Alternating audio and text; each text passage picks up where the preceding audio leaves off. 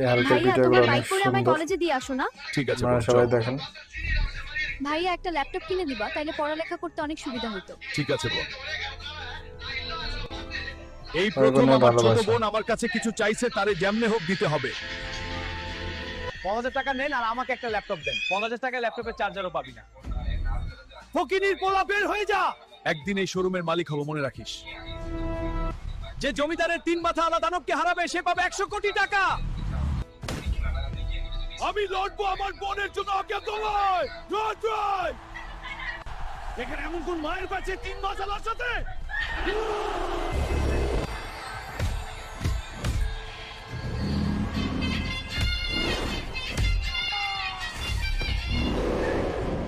বন্ধুরা তোমরা সবাই বাইক কাটতে পারবে।